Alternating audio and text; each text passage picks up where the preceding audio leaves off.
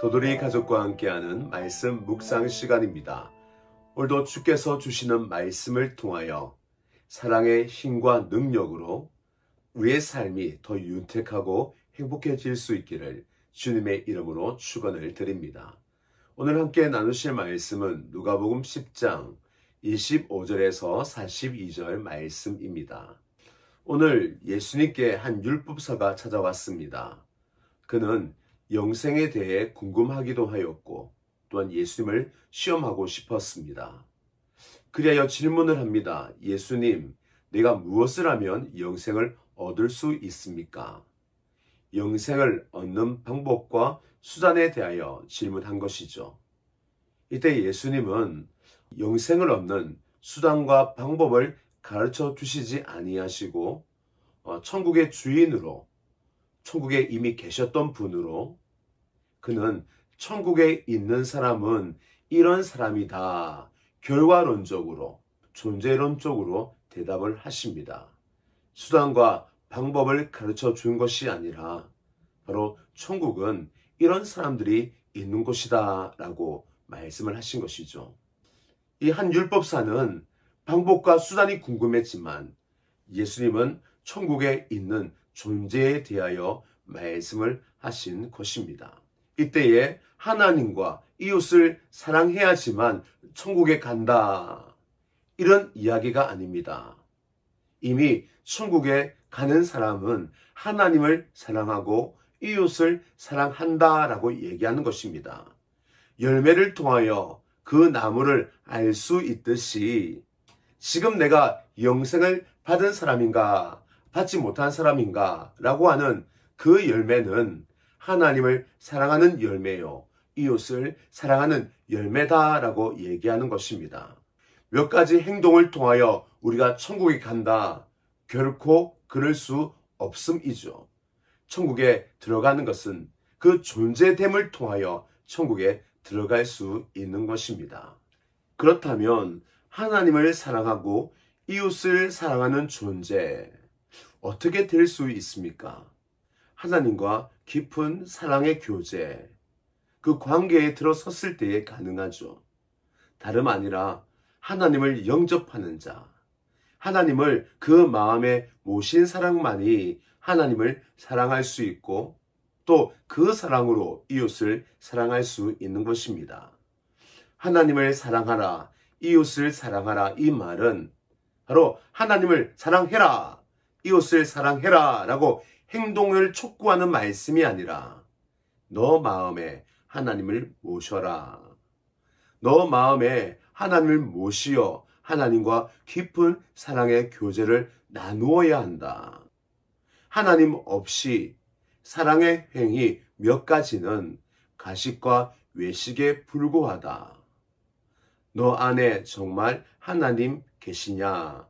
그리고 하나님과 깊은 사랑의 교제를 나누고 있느냐라고 말씀하시는 것입니다. 저와 여러분, 영생을 받으셨습니까? 아니, 여러분 안에 하나님이 계시고 하나님과 깊은 교제를 나누시고 하나님을 진심으로 사랑하십니까? 사랑하는 행위 몇 가지가 아니라 여러분의 존재가 하나님을 사랑하는 존재로 서 계십니까? 또 오해하는 한 가지 요소가 있습니다. 이 영생을 시간성으로 따지는 이 오해입니다. 바로 영생, 영원히 사는 것으로 이해를 하죠. 그러나 여러분, 천국과 지옥 똑같이 영원히 산다는 걸 알고 계십니까?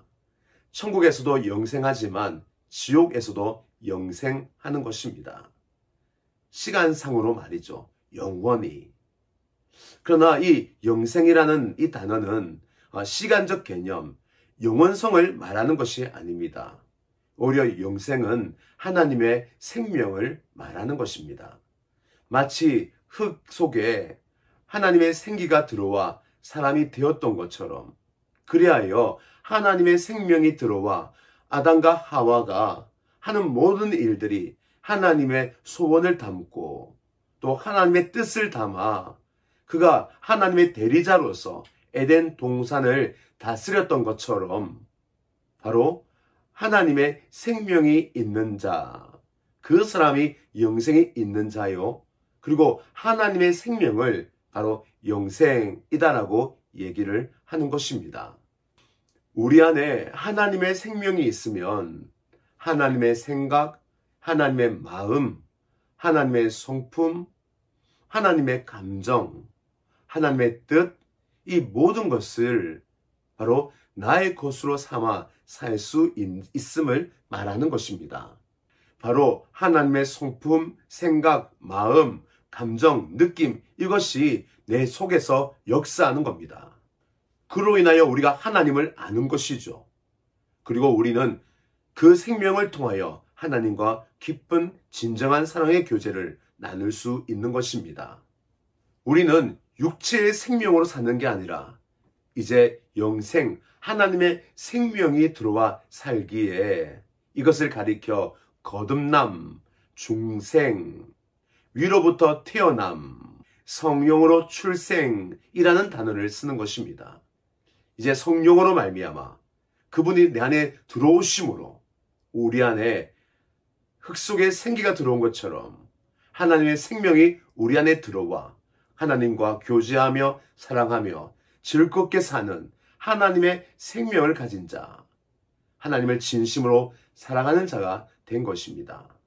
그러기에 영생을 가지고 있는 사람에게는 두드러진 삶의 특징이 있습니다. 그것은 단연코 바로 사랑이죠. 이 사랑은 본연적인 인간의 사랑과 다른 사랑입니다.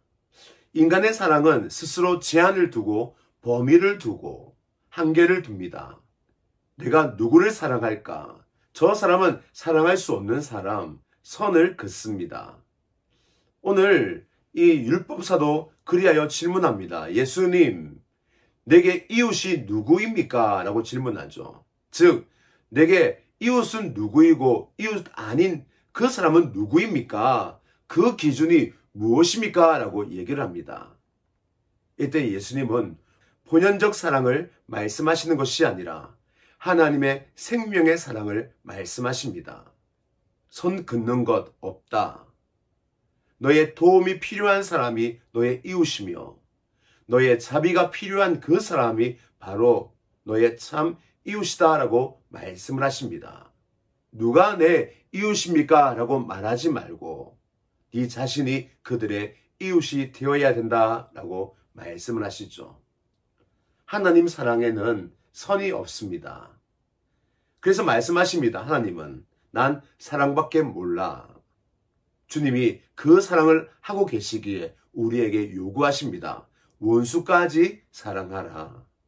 하나님의 생명이 흐르고 있는 우리에게 인간 본연적 사랑을 넘어서서 하나님 생명의 사랑으로 원수까지 사랑하는 진정한 참 사랑을 하라라고 우리에게 말씀하고 있는 것입니다.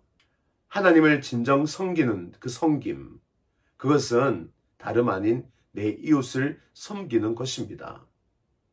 보이는 내 이웃을 섬기지 아니하고 하나님을 섬긴다? 주님은 말씀합니다. 그것은 가증한 일이다. 하나님을 사랑할 때 우리는 내 이웃을 사랑할 수밖에 없습니다. 그리고 이웃을 사랑할 때에 그것은 하나님을 진심으로 사랑하는 일이 되는 것입니다. 하나님은 말씀하시죠. 난 사랑밖에 몰라. 그러기에 하나님은 우리를 사랑하시기에 독생자를 주셨고 또 예수님도 사랑밖에 모르시기에 우리를 위하여 십자가에 지신 것입니다. 우리는 하나님에 대한 그 사랑, 동일하게 난 사랑밖에 몰라. 하나님을 그리하여 더 사랑하고 그리고 내 이웃을 내 몸과 같이 사랑할 수 있기를 주님의 이름으로 축원을 드립니다.